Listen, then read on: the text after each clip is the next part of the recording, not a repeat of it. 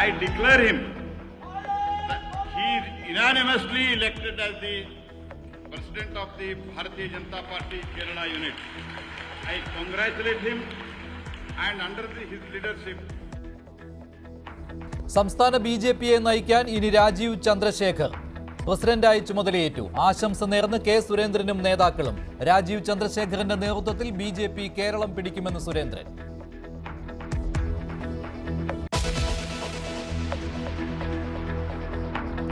കണ്ണൂരിൽ ബി.ജെ.പി പ്രവർത്തകൻ സൂരജ് വധക്കേസിൽ 8 പ്രതികൾക്കും ജീവപര്യന്തം. ശിക്ഷിക്കപ്പെട്ടവരിൽ ടി.പി കേസ് കുറ്റവാളി ടി.കെ. രജീഷും.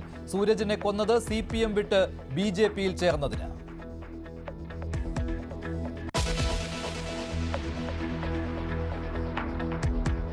ആശമാർ സംസ്ഥാന വ്യാപകമായി കൂട്ട ഉപവാസത്തിൽ. നിരാഹാര സമരം 5ാം ദിവസത്തിൽ. ആശമാർക്ക് പിന്തുണയുമായി നേതാക്കൾ സമരവേദിയിൽ.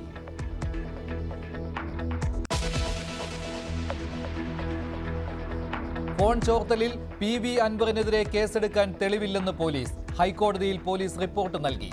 പോലീസ് നിലപാട് അറിയിച്ചത് CBI അന്വേഷണം ആവശ്യപ്പെട്ടുള്ള ഹർജിയിൽ.